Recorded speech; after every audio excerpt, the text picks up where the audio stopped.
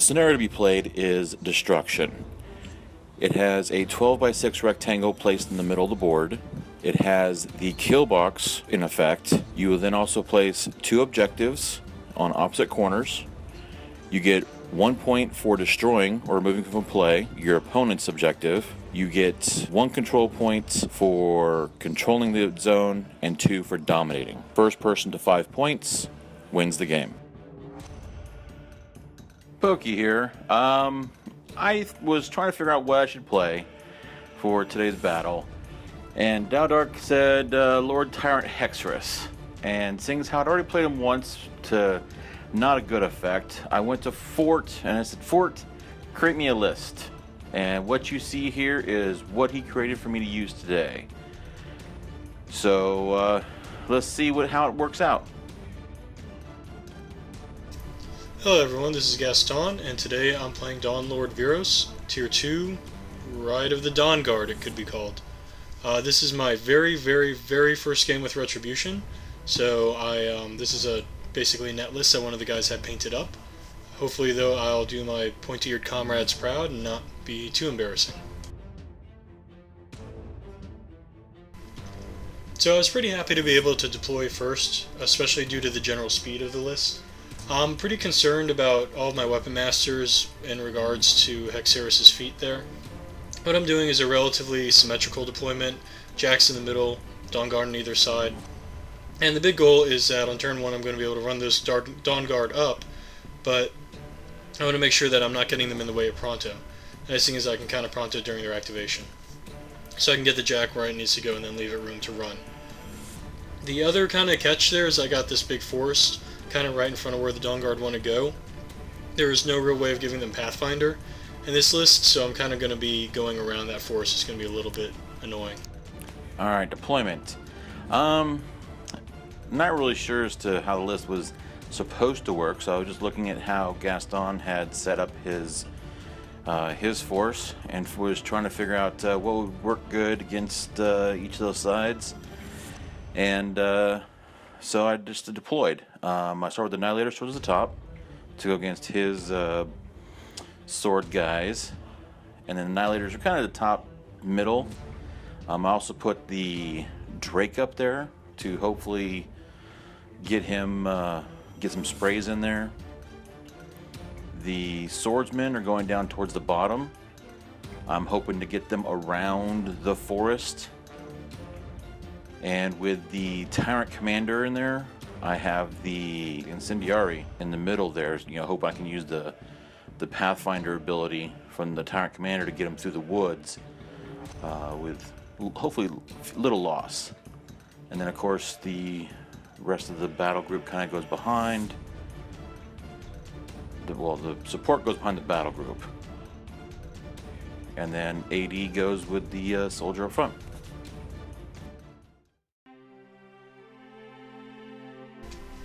So turn 1's pretty straightforward. I'm just going to allocate 1 focus to one of Vyros' jacks, and the Arcanist is eventually going to take care of the other one.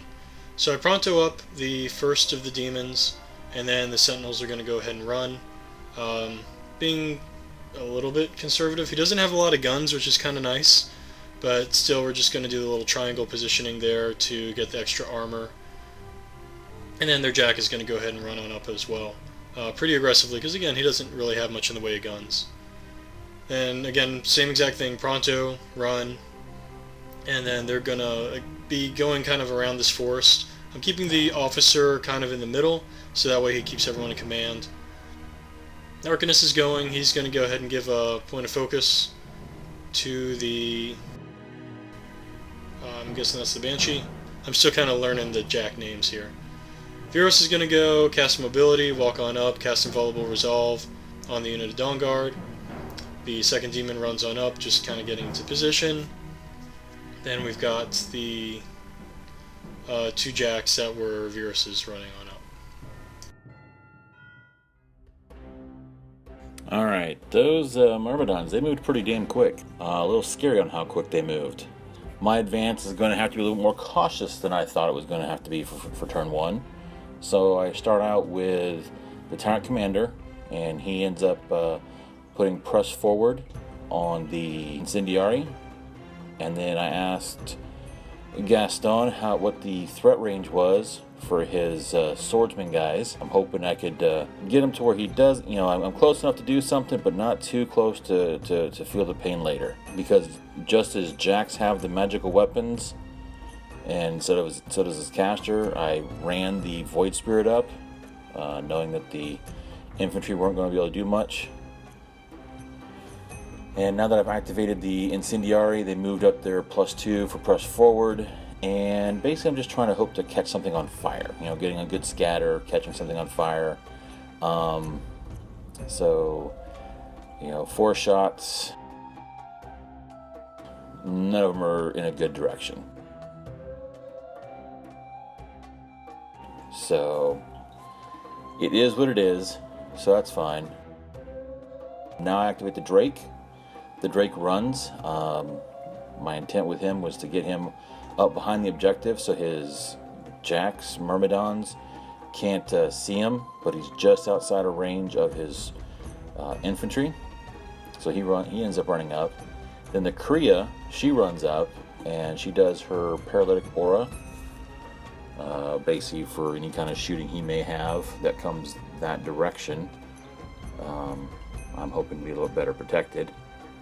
Alright, so I activate P-Hexeris. I started putting out Soul Slave on the Soldier, but I figured no, that's probably not a good option. So I went ahead and put Death March up on the Nihilators, because what's better than a Vengeance move after you kill 1 or 2 of them? And then I dumped the remaining 4 into the Agonizer, and pretty much advanced him up to get him into the cloud of the Krea. So then I activate the Nihilators. They run up, hoping to screen a little bit and hoping to have a decent secondary wave. Because with the speed of his Jax, I'm just not seeing that I'm going to be able to do much to protect my heavy if he can get into him. So Hexy is actually on no Fury, which is very tempting. I looked quite a bit at whether or not I wanted to try to go for an assassination this turn with the momentum cannon, basically walk on up, try to get that angle, which I think I can get with 7 inches of walk, slam the Krea into him, knock him down, and then shoot him with the other Jax. Ultimately, I went ahead and didn't do that because, you need slightly hot dice for that. I think he's like going to need an 11 on the hill, 11 or 12 boosted. And it was my first time with Ret, so I kind of wanted to actually play the game. So we've got the Demon walking on over. He's using the Demon gun. That's what we're just going to call it. And he's just going to kill a whole heap of swordsmen. I feel great. That's awesome cannon. I'm loving it. Now, one of the things that's very appealing to Ret is the fact that each of the Jacks has like a different gun and this ability to, grab the Jack and grab the weapon that suits your strategy or your purpose at that point in time in the game. So the other thing that's on his side of the table that I'm relatively concerned about is these Incindiarii and their 3-inch templates of Fiery Doom, which given, I've got a bunch of guys, they're low defense, and the fire, they're not high enough armor for the fire to bounce off, and it's nice 3-inch pie plate. You can get quite a few of them very quickly, can add up. And I'm trying to protect them. It's also his only ranged element, so it's really his only big method of force projection in this list. So I've got the Banshee, he comes on up, he slams one of them into another, leaves both of them on like 1 or 2 health. And then we've got the other Demon coming up with Pronto. We got these guys that are going to run on up. Being kind of careful with the Annihilator's threat range. He also has a Void Spirit over there, and since the Sphinx has a magical gun, it's just kind of a, just a single shot type thing. We're going to keep the Sphinx to go over there and take care of that Void Spirit. So we got the Demon coming on up, and he's going to take a shot on the knockdown guy. So obviously he's pretty easy to hit because he's knocked down. He's going to drag in some guys, kill another swordsman off. And then everyone's going to take a POW 12, which is very convenient for their armor. If I was a little bit smarter, I could have had the Arcanist power boost him, so I could have boosted 2 of those POW 12s, and maybe killed off another Incindiarii. As it is, that front guy I think is on like 1 health. So not too bad, got half of them knocked out, got a big chunk of swordsmen knocked out. Then we have the Sphinx coming on over. He's going to boost his shot into that Void Spirit, and just kind of try to keep my Sentinel safe up there. Alright, turn 2. Wow. Did not anticipate that kind of firepower from his Myrmidons. I guess I probably should have asked him what their ranged attacks were like. I didn't realize they had range. I just looked at them. They had big meaty fists and swords and claws. Figured they were melee jacks. Wow. Okay. Bad way to learn that lesson. As you can tell, majority of the swordsmen are gone. The half of the Incindiarii are gone.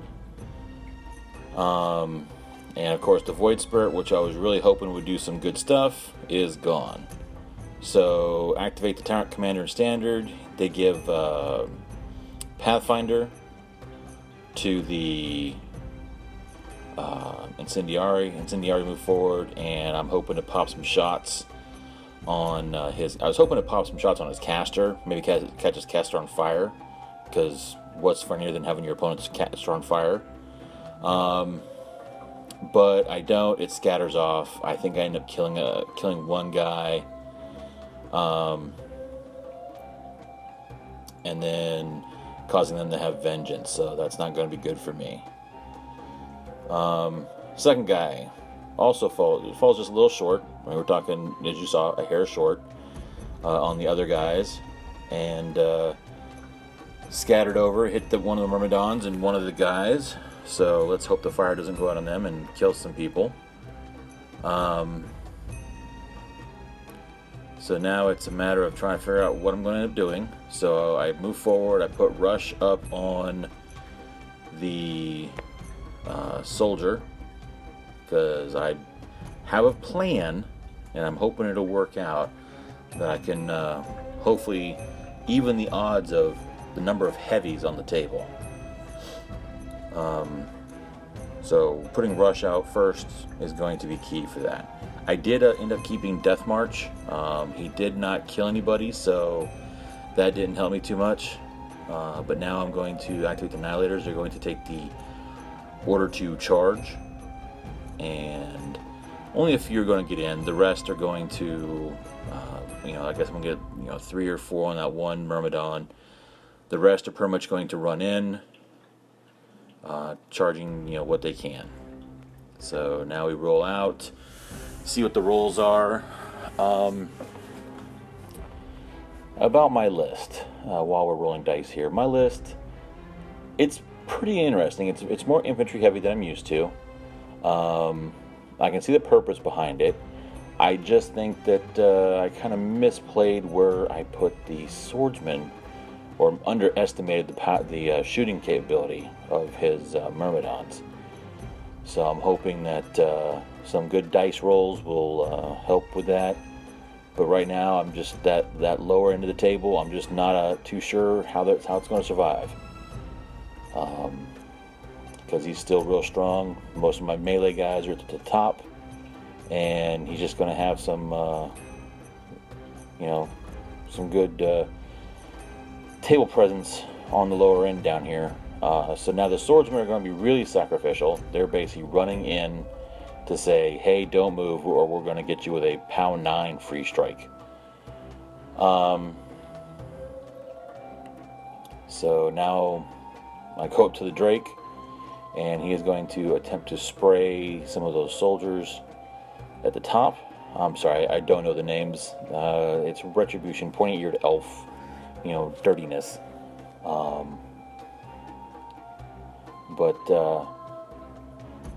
I ended up not hitting the guy. I failed to hit the guy, so that kind of really sucked for me. I did end up putting up another one into the Agonizer, and then he did Spiritual Affliction and ran, hoping to negate their ability to get focus, or the ones that can get focus. He does have 2 that are Jack Marshaled, so it doesn't really matter, because they can still do whatever the Jack Marshalling allows them to do.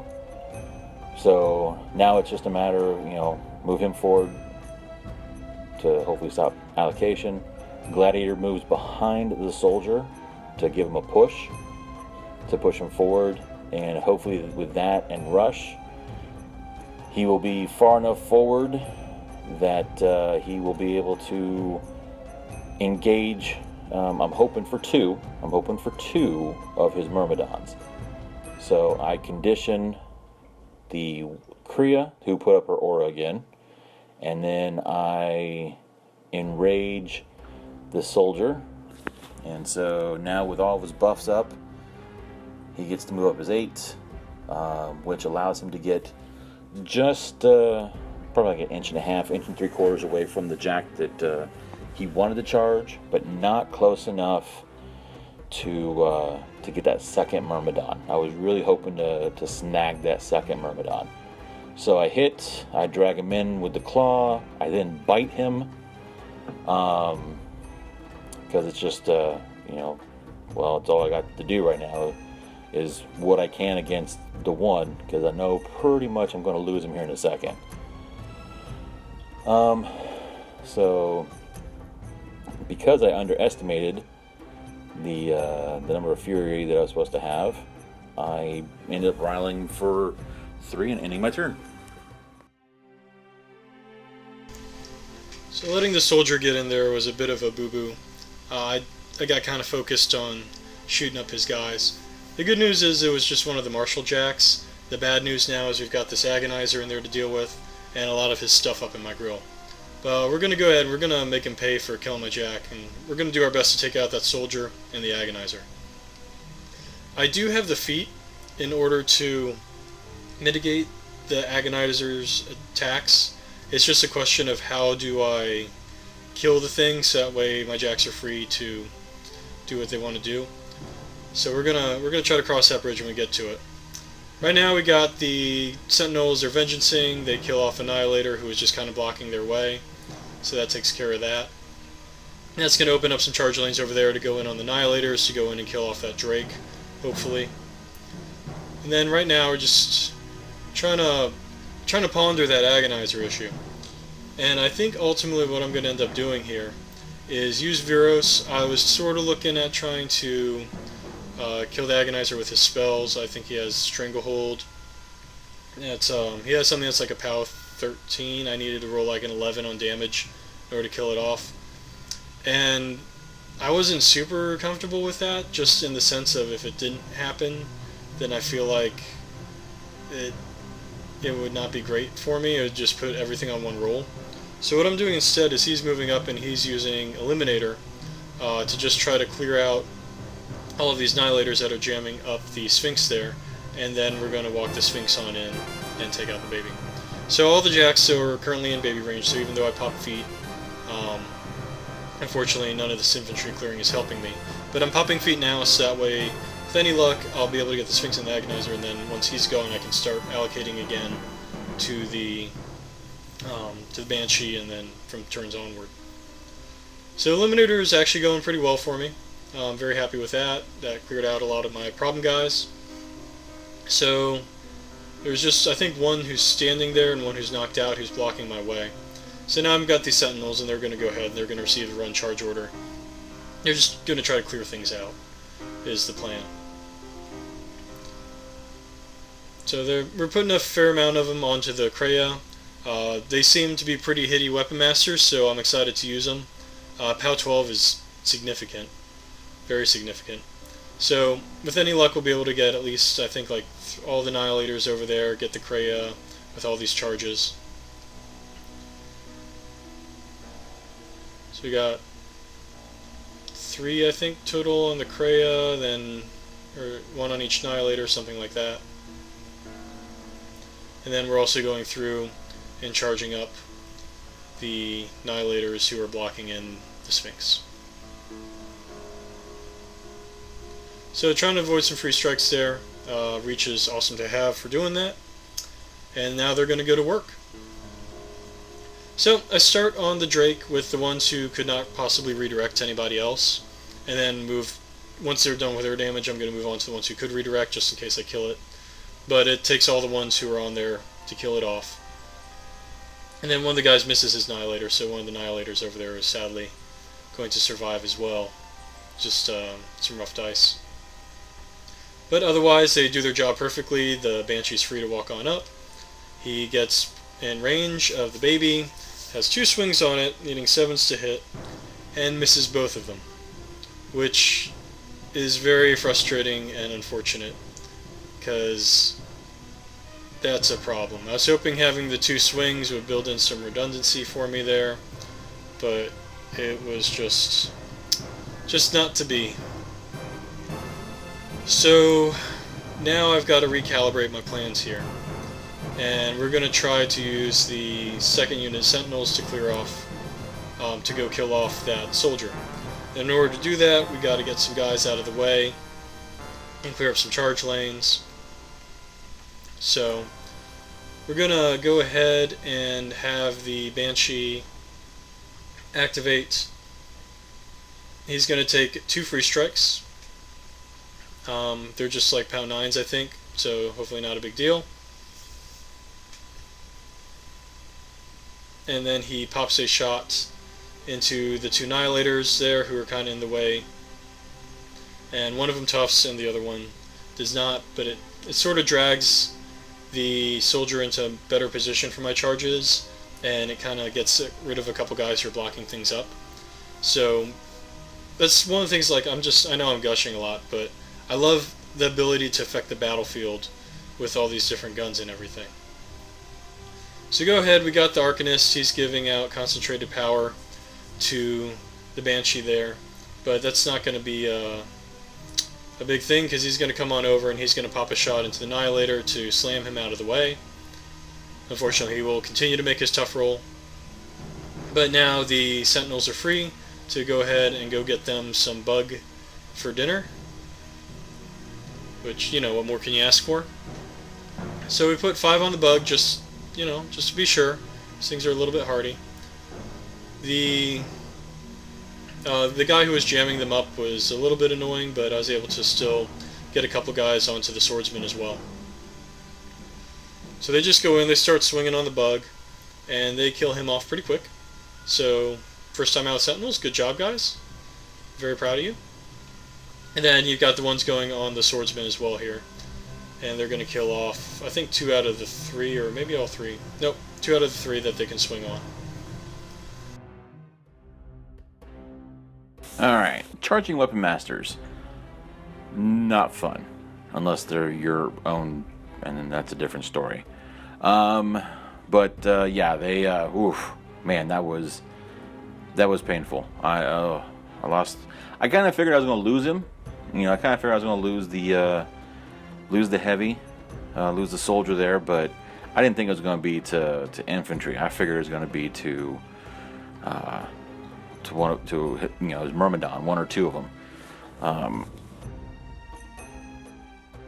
Now we're waiting to see how I'm going to save the Agonizer and hopefully take out another one of those heavies. So we're going to start with the Agonizer. He's going to move forward.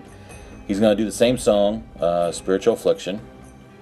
Hoping to get him out of the way and still get the 2 jacks that can still be allocated focus. And the earlier move you saw was the Death March up on the Death March Vengeance move. So that's what the Annihilator moved up for. Failed to hit anybody. And now I activate Hexeris. He moves up. He pops his feet, and then I Soulfire that first guy. He dies. I move him over, try to kill his buddy, but he doesn't kill his buddy. And I do get a Fury back because I was able to kill a model. So I'm going to boost the to hit on a second Soul Fury on the second guy. And because I actually rolled well enough to kill him, I get the Fury back. And then now we're going to start doing what the feat does, which for Hexeris, it is for every enemy model that dies in my control area. I get to take control of them as a solo, an undead solo, and they get to move 3 inches and make a swing. And it keeps on going until I run out of people for them to daisy chain themselves through. So what you just saw right there was the first guy moved, swung on the second guy. The first guy goes away, second guy's dead. He then moves over, you kind of get the drift. It's just I keep on moving it around. So I was able to clear out that little front zone fairly nicely. And I'm daisy chaining over through the gold shoulder pad unit. Because they're all going to be in my control area. The only reason I bypassed the UA leaders because he had 5 boxes, and I was really worried about not rolling well enough to take him out and have him move over. So I'm able to clear out the top zone, the top of the table, which was a huge weight off of me, because I didn't know what I was going to do. So now the Tyrant Commander activates. He does one of his abilities called Reveille. Well, he charges the Myrmidon, and then he does Reveille. He charges in, hopefully does some damage. The Krea moves up. I was going to attempt to shoot the Jack, but unfortunately the Paralyze only works against living models, not against the Myrmidons. So I had so instead I went ahead and put up Paralytic Aura, hoping that I can hopefully defend somebody. And then of course the Nihilators activate. Next they move forward, and with the feet still up, I mean, it's still, anybody I kill, I can still move them around and hopefully get some good some more infantry munched and mulched away. So the 2 Nihilators, the top section, they went on the leader, not doing too well for damage, because if I could have killed him, I could have had them go through and try to mulch something else. But down on the south side, I was able to kill the one guy and then berserk swing into the other leader. Now, neither one of them were in my control area, so I didn't get to the ability of his feet, which allowed me to take control and have them move and swing. So now the Gladiator activates. If you noticed earlier, I put Rush up on him, and the Beast Handlers moved up, and they did Enrage. Well, I chose to Slam, got a good die roll for the distance, and was able to slam the front Myrmidon into the back Myrmidon, and now we are just I was able to do enough to kill off that front Myrmidon, but I don't get to move to do anything else. So that's kind of a bummer. But at least the Gladiator is now in the fight, and he is sitting against 1 heavy and a lot less weapon masters. So let's hope that he can do something. The Incindiarii move forward. They go to try to do some shots, catching some stuff on fire. Of course, he misses, and he catches the other guy, the wrong guy on fire. But it is what it is. And then the second Incendiary that's been around since the beginning, he fired on those 2 sword guys and really overshot. So only the one guy on the backside's on fire. Those Incendiary have not been doing really well this game, but hopefully that'll turn around. Now the Swordsmen activate. Nobody's going to be in this control area for anybody that dies, so it's going to kind of suck a little bit. But the Swordsmen are going to do their mini feat, which basically gives them anatomical precision, and they already have precision strike. So with the UA sitting there, they also get sidestep. So I ended up those 2 guys each took a swing on an infantry model, sidestep, and then took a swing on the Jack. And then the guy on the very bottom, he killed one guy, took a sidestep, and failed to hit the other guy. That was a very, very brutal feat turn. And ow. Very ow. In one sense, you can kind of see it coming, because when you look at the army matchup, my guys have very low defense. They've got a pretty good map for smacking each other. They need 5s to hit. And it's dice off 3 because they're weapon master.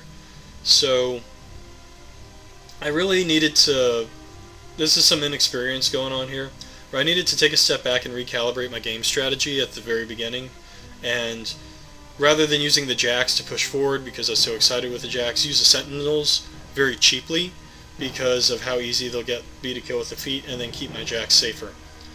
Instead, I led with my Jacks, and now I'm down 2 heavies, where if I'd led with my Sentinels, I possibly could have kept all 4 heavies safe, and then been in a better position to counterattack. Also, that stupid baby is still alive, so now what we have is I can't stand up my Banshee, which is going to be a bit of a problem.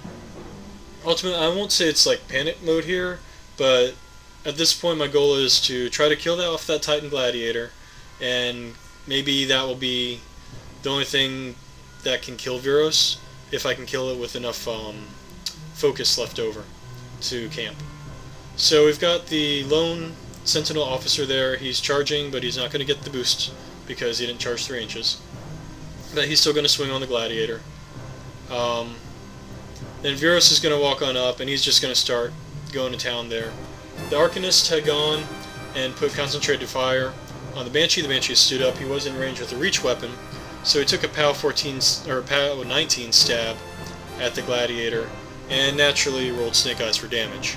So the dice gods just not there some days. So Vyros is going in. He's buying his attacks, and he is just rolling sad for damage as well. The Gladiator takes like nothing. It's like got 1/3 out. So he more or less blows his stack going for it, because why not at this point, you know, go for broke. But the dice just aren't there on the damage. They are there on the hit. So now we just have the final demon there. There's 1 model left in the unit alive, so he is still successfully jack-marshaled. And he's just going to go, and he's going to take a couple free strikes, and he is going to shoot the Tyrant Commander in the back, and just try to yank the Gladiator away, because I can and I enjoy it. And at that, we're going to go ahead and take a couple damage rolls, but you got the Krea Animus there, so that's going to really keep things from getting hurt. So nothing particularly interesting there happens, other than they all get kind of clumped up and take a nice POW 12.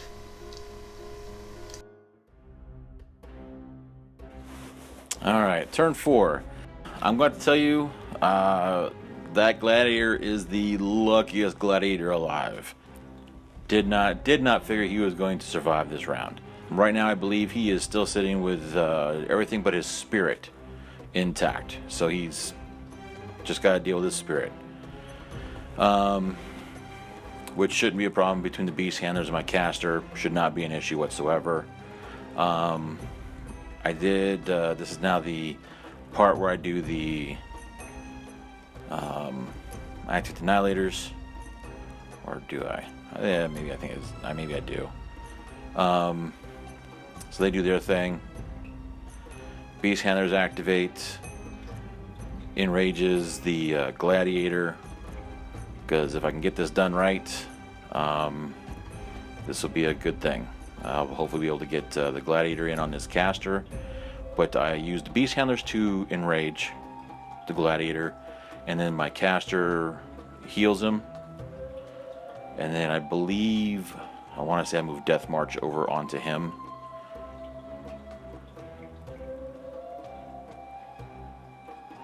And then oh no, that's what it is. I put Rush up on him. And then he boosted to hit for both his initial attacks, and that's it.